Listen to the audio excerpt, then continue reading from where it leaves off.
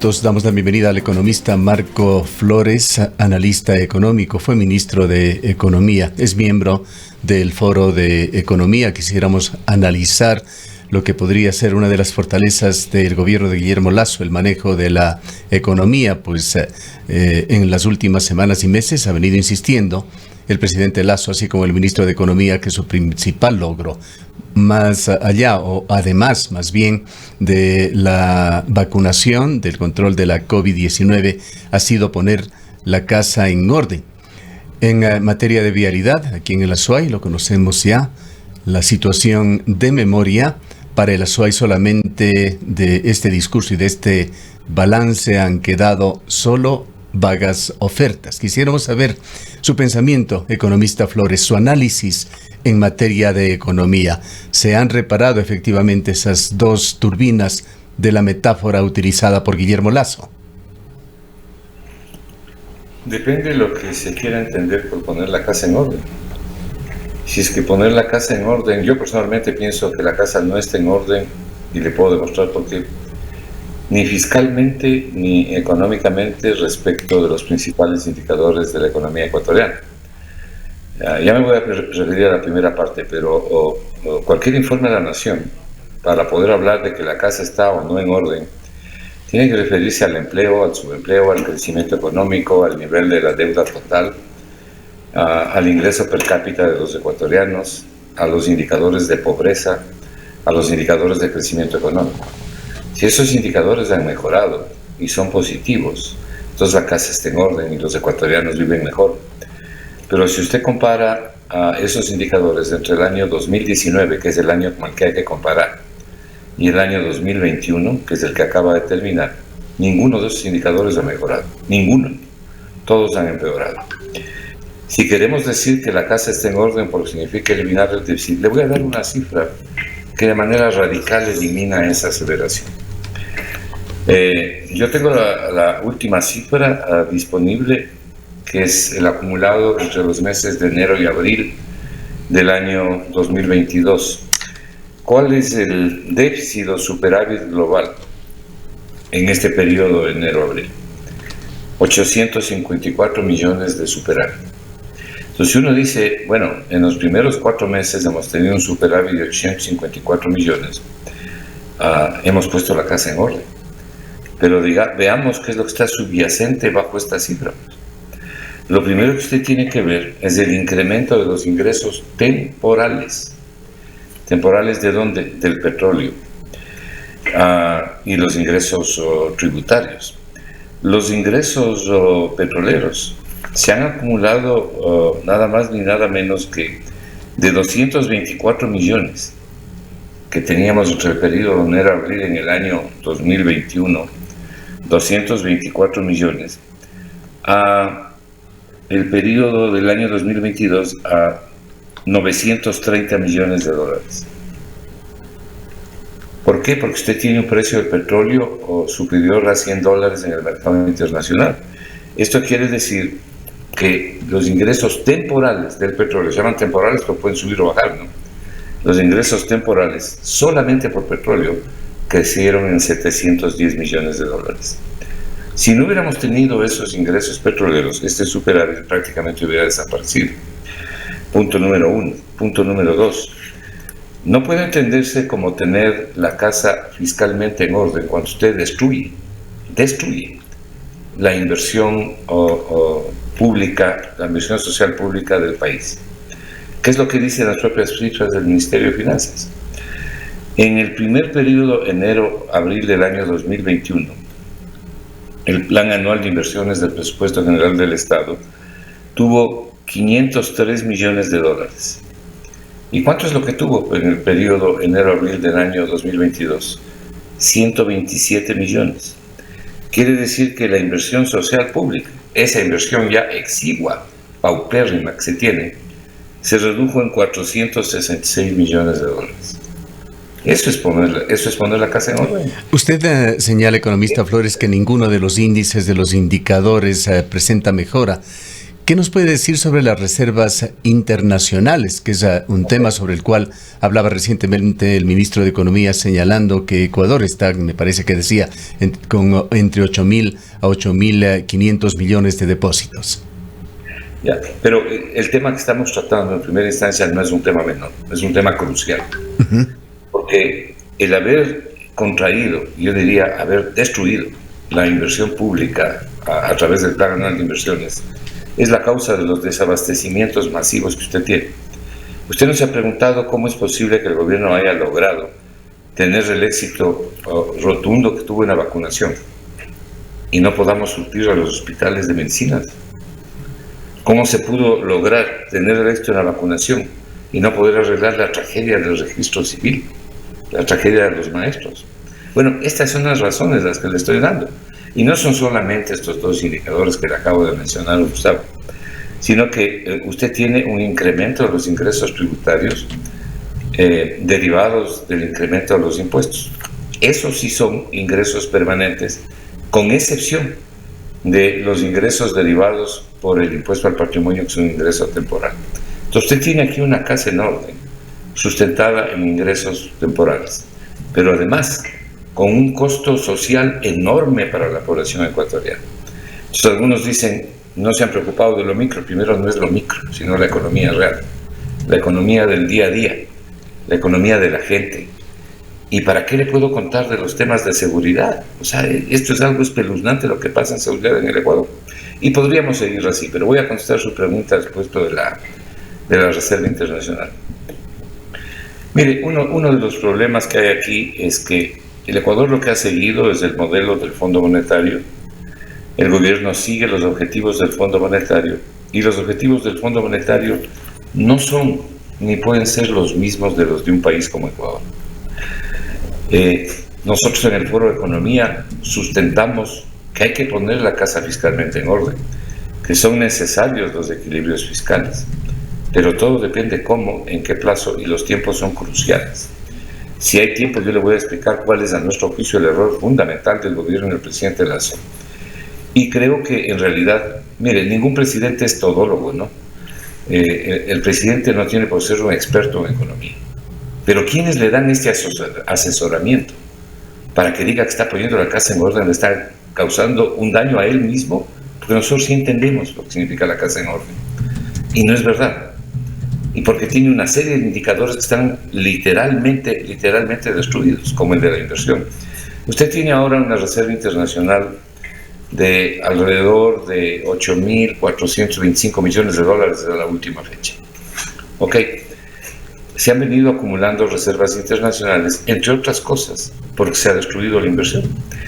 Nuestro punto siempre fue, mire, cuando una economía entra en crisis, Gustavo, y usted, aparte de tener un mal manejo económico, como fue en la época del señor Moreno, llega al año 2020 con un mal manejo económico.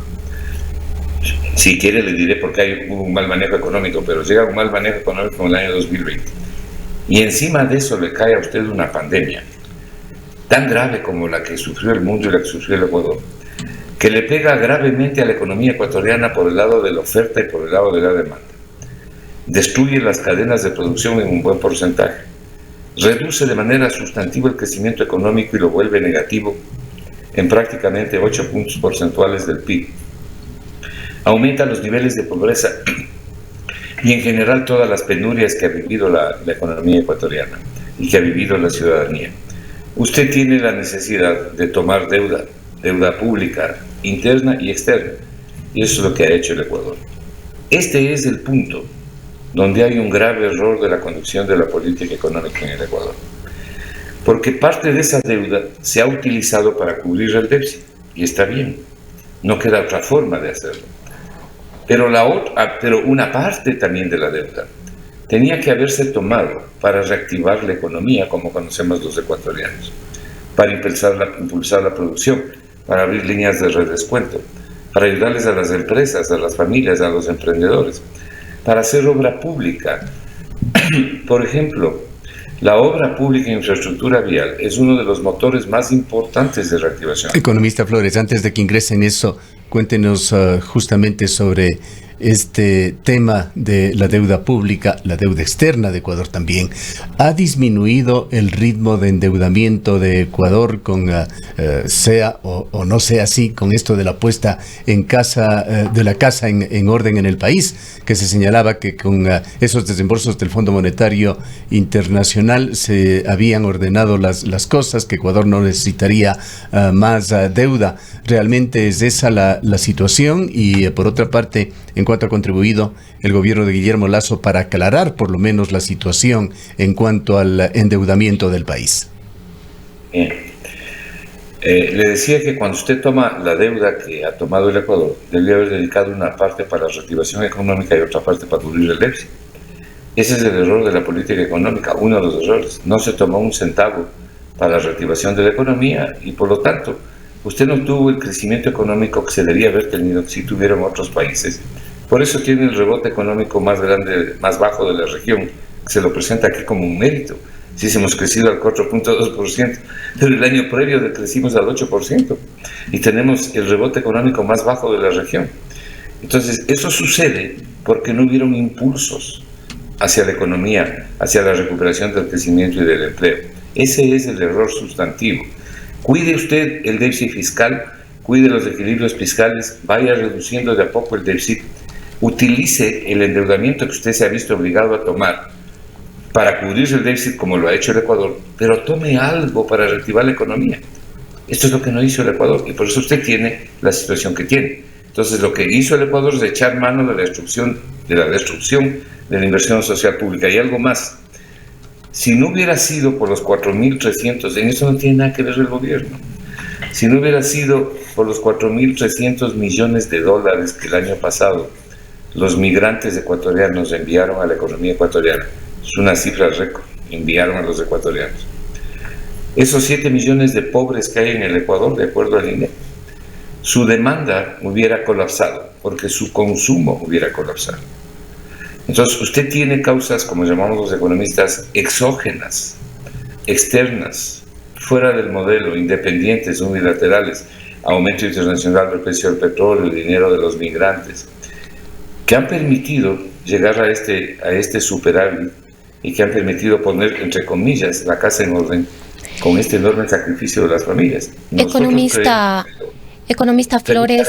No creemos que eso no es poner la casa en orden. Usted me pregunta sobre la deuda total. Este es otro de los problemas. Si se hubiera utilizado parte de los recursos para promover la economía, hubiéramos podido bajar la deuda. Eso es lo que ha hecho toda la región, menos el Ecuador. El Ecuador lo que ha hecho es aumentar impuestos. ¿Por qué le digo esto? Porque la deuda pública que publica el Ministerio de Finanzas en su boletín, la deuda agregada más otros pasivos que es la publicación de finanzas, suma 78.000 millones de dólares. Ahí no están incluidos los 8.300 millones que el Ministerio de Finanzas debe al Seguro Social. Usted tiene, de acuerdo a la publicación, una deuda de 78.000 millones. El pago de esa deuda absorbe el 25% en promedio, el 25% del presupuesto del Estado todos los años. ¿Por qué? Por falta de crecimiento económico. Si usted tuviera un crecimiento económico, no absorbería el 25%. Ahora, economista, en este contexto le pudimos escuchar al presidente de la República el día de ayer, le hemos escuchado a su equipo económico, también a algunos analistas que aseveran que efectivamente el primer paso y el más importante es poner la casa en orden y que ahora sí se podrá encaminar al país. Le decía que le escuchamos al presidente el día de ayer, más que con un informe de lo que se ha hecho, con una serie de ofrecimientos a futuro, sobre todo en el ámbito social, educación, salud, seguridad. ¿Considera usted que bajo estas circunstancias, bajo este análisis que usted mismo nos acaba de exponer en este momento, podría ser un año para realmente poder ya empezar a invertir en lo que no se ha hecho? Usted decía que ha sido a costa precisamente de la población esta no inversión también en el sector público, por ejemplo, le ha permitido un ahorro, entre comillas, al Estado ecuatoriano, pero a costa precisamente de que no haya escuelas adecuadas para que los niños puedan retornar de manera presencial, ahora que iniciaron clases en el régimen costa, que los hospitales estén completamente desabastecidos, las cirugías paralizadas, y ni qué hablar del caos del registro civil, entre algunos de los temas que hemos mencionado. Añádale uno que hoy por hoy es el principal, incluso más que el económico, el tema de la seguridad. Hay pánico en el Ecuador, ¿no? Mire, la pregunta que usted hace y el comentario que usted hace no es un tema menor, es una pregunta grande, ¿no? Yo creo que los puntos sustantivos y positivos del gobierno en este primer año, sin duda, la vacunación. La vacunación es algo que hicieron todos los países en América Latina y en el mundo, pero es obvio que el Ecuador tuvo mucho éxito y hay que aplaudirlo, como en efecto lo aplaudimos. Yo creo que es un punto sustantivo. Me parece que el otro punto sustantivo que planteó el presidente Lasso, o del discurso del presidente Lasso, es que no buscó bronca. No estuvo buscando culpables, ni acelerando la bronca, ni incrementando la bronca, que en buena medida él mismo la ha generado cuando habla de otras personas y habla de otros gobiernos. El haber mirado hacia el futuro, creo que eso es positivo. Y el tercer punto que yo encuentro muy interesante y positivo es lo que él señala que ocurrirá con el surtimiento de medicinas para los afiliados al Seguro Social a través de las boticas, las farmacias ecuatorianas. Si eso se logra, es un punto muy positivo y ojalá así sea. Como dicen los marinos, buen viento y buena mar para lograr ese propósito. Permítame sumar otro punto en el cual hizo énfasis que podría sumarse desde el discurso presidencial como otro punto sustantivo, economista Flores, como usted los califica, de la inflación, porque lo resaltó en la parte inicial de su discurso. La inflación afecta al mundo, parte de las amenazas que se suman al desabastecimiento y que podrían incluso llevar a hambruna a una buena parte de la población mundial, es de la inflación. Guillermo Lasso resaltó que la inflación en Ecuador es la segunda más baja en América. ¿Es un mérito del gobierno tener esta segunda inflación más baja? A ver, mire, hay diferentes tipos de inflación, ¿no? La tradicional es la inflación por exceso de demanda, es decir, mucho dinero persiguiendo pocos bienes. Hay más demanda que oferta. Esta es una inflación, la que vive el Ecuador, es una inflación global que la está sufriendo todo el mundo. La dolarización ha sido un pararrayos para la inflación, para que sea más alta la inflación en el Ecuador. El único país que teniendo dólares tiene una inflación alta es Estados Unidos, casi el 9%. Es la inflación más alta en 40 años, pero tiene varias causas endógenas, es decir, propias de los americanos que están produciendo esto. En el Ecuador es cuestión de que la gente vaya al mercado y se preocupe de ver cuál es la inflación en la canasta alimentaria. Es ahí donde han crecido sustancialmente los precios. Pero no se olvide usted que nosotros tenemos una demanda en contracción, que venimos de una reducción del consumo sumamente fuerte. Si usted mira, por ejemplo, un indicador crucial de la economía, Gustavo, es el ingreso per cápita por habitante, el ingreso real per cápita por habitante. Y ese ingreso real per cápita por habitante ha retrocedido de manera sustantiva 10 años atrás. Con eso es que la gente compra. Entonces, su capacidad de demanda se ha reducido. Ahora, Lasso no es el responsable de la inflación que tiene el Ecuador. No totalmente. Es responsable por no haber puesto los estímulos necesarios por el lado de la oferta, para que haya mayor oferta. Pero esta es una inflación global que se debe a mayores costos en las materias primas, por ejemplo, comenzando con el petróleo, con la urea, con los fertilizantes, etcétera, etcétera. Por el problema de logística que usted tiene del transporte marítimo de mercaderías. Los buques están haciendo lista de espera. Por la guerra, o la invasión, más bien dicho, de Rusia a Ucrania. Hay varios factores exógenos. Pero al interior del país, el problema sustantivo es no haber impulsado la oferta, porque esta inflación viene por el lado de la oferta y de costos más altos, costos de producción más altos. Entonces usted está viendo, por ejemplo, algo que sí es responsable del gobierno. El gobierno hace un incremento sustantivo del impuesto a la renta y crea un impuesto al patrimonio, que es lo que está en gran medida justificando el ingreso o el incremento de los ingresos tributarios. ¿Qué cree que hacen usted, qué cree que hace usted las personas que están pagando mayores impuestos a la renta y un impuesto al patrimonio? Trasladan a los precios de venta pues, de lo que producen, y producen bienes y servicios. Eso que se llama un efecto de traslación en economía al precio final de venta. Si a esto le añade los factores exógenos internacionales, usted tiene un cuadro de conjunto, y por eso es que ha subido la canasta familiar básica, ¿no? Dentro de este análisis, ¿cómo entra la elevación que se hizo del salario básico unificado, también resaltado por el presidente? Yo creo que, mire, hay gente que dice que no debía haber hecho eso. A usted le consta, y a su audiencia, que yo siempre favorecí el incremento del salario básico unificado. Incrementar el salario básico unificado no es lo mismo que incrementar los sueldos y salarios. Son dos cosas diferentes que a veces la gente se confunde. Los sueldos y salarios en el sector público no se han incrementado en los últimos 7 u 8 años. El salario básico unificado, como su nombre lo indica, es el básico para poder trabajar. Pero no se olvide usted que la famosa ley humanitaria redujo prácticamente a la mitad, abrió esa posibilidad de reducir a $220 el salario básico unificado. Y hay varias decenas de miles de ecuatorianos que dentro del trabajo formal, es decir, catalogados con empleo pleno, están recibiendo aproximadamente la mitad del salario básico unificado. Luego, ese salario básico unificado, el incremento que realizó el presidente de la República a comienzos de año, que yo creo fue una medida positiva, ha permitido en algo mejorar la demanda, por lo menos en algo, la capacidad de demanda de la gente y por lo tanto el consumo. Yo no creo que ese incremento es el que está produciendo la inflación, por lo menos no de manera sustantiva, porque hay otros factores mucho más fuertes. ¿Qué papel ha jugado, por otra parte, economista Flores, los ingresos extrapresupuestarios? Unos provocados con la reforma tributaria que empezaron a fluir ya desde el mes de enero, otros exógenos como la cotización del precio del petróleo. Bueno, es lo que le decía al comienzo de esta conversación. Han sido definitivos los ingresos temporales, no esperados, no proyectados. ¿Por qué? Porque, por ejemplo, el sustantivo. Se proyectó $59.20 el barril de petróleo en el presupuesto general del Estado, y eso definió determinados ingresos a lo largo del año. Pero usted está con un petróleo, como le acabo de decir, sobre $110. O sea, el petróleo ecuatoriano seguramente estará vendiéndose en algo más de $100.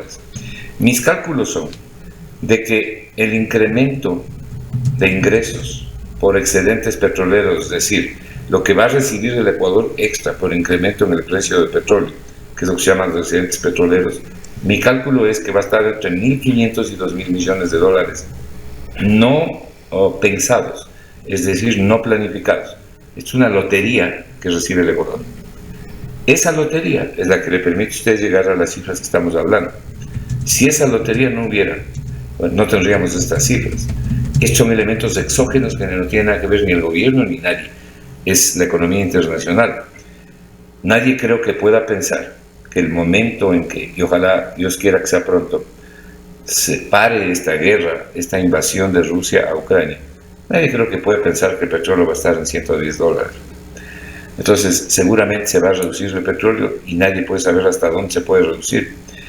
Pero las economías se sustentan en ingresos permanentes, y la principal fuente de ingresos permanentes es el crecimiento económico. Hacia allá debe apuntar el Ecuador. Yo no quisiera dejar de lado algo que es crucial, que tiene que ver con la inversión. Mire, por eso yo creo que le están haciendo un poco favor al presidente de la República, que no es un experto en economía, para que él declare lo que declara sobre el tema de la inversión, que es realmente sorprendente.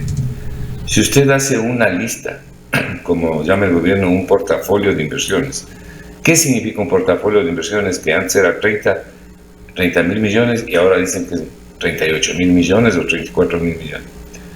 ¿Qué significa el portafolio de inversiones? Es hacer una lista de los recursos de inversión que requiere el Ecuador. La pregunta es dónde está la plata. La pregunta es quién va a poner la plata para esa inversión. Pero luego tiene un punto que, a mi modo de ver, me parece realmente que le causa un problema al presidente. Cuando él dice que tiene contratos por $5.000 millones en inversión entre el año pasado y lo que va de este año. Yo no dudo de que tiene contratos por $5.000 millones y que a lo mejor pueda tener más. pero eso lo que significa es una intencionalidad de invertir. Cuando usted quiera saber, Gustavo, cuál es la verdadera inversión de un país, la inversión extranjera directa, por ejemplo, o la inversión nacional, tiene que ver la variación de la formación bruta de capital fijo. ¿Qué significa eso? La formación bruta de capital fijo está dada por el cambio de los activos. Cuando los activos se modifican hacia arriba, sin considerar los activos financieros, sino los activos reales. Usted tiene más tractores, más máquinas, más fábricas, más empresas, en fin. Es una formación bruta de capital fijo. Esa es la inversión que hay que ver. Y esa inversión solamente se modifica cuando la plata entra a la economía. Nada de eso ha ocurrido. Entonces, si usted hace una lista aquí de 5.000 millones de dólares, encima de eso que se supone se desembolsarán a mediano y largo plazo, lo que hay que ver es cuánto realmente ingresa a la economía ecuatoriana. Entonces, son formas de presentar las cifras. Ojalá ingrese la mayor cantidad de dinero. Para concluir, pues el tiempo se nos ha agotado ya, economista Flores, quisiera preguntarle a manera de resumen, ¿en qué medida le cree usted al presidente Lasso lo que dijo ayer, de que lo peor de la tormenta ya ha pasado y que está construido el puente para que Ecuador camine hacia la libertad, las oportunidades y el progreso? Bueno, yo no quiero desmentir al presidente, yo le deseo la mejor de las suertes. Yo no participo de los criterios de su equipo económico y no creo que a la gente se le debe decir lo que se le ha dicho, porque es fácilmente demostrable que la economía no está funcionando como le están presentando al Ecuador. El tema de la inseguridad en el Ecuador es un tema crucial, ha superado todos los indicadores en términos de gente, de la reacción de la gente, porque la gente está desesperada. Y si usted mira el nivel, ¿oyó usted hablar una sola palabra de los niveles de pobreza en el Ecuador? ¿Oyó hablar usted algo del comportamiento del desempleo más del subempleo? Desgraciadamente esos son los temas sobre los que hay que hablar. Lo que hemos oído hablar es de una intencionalidad de la inversión. Ojalá las cosas se vayan enderezando, ojalá el gobierno comprenda que después de 5 años, tras de 5 años de poner la casa en orden, porque llevamos 5 años poniendo la casa en orden, ninguna casa se pone en orden si no hay crecimiento económico, si no se reduce pobreza, si no se recupera empleo.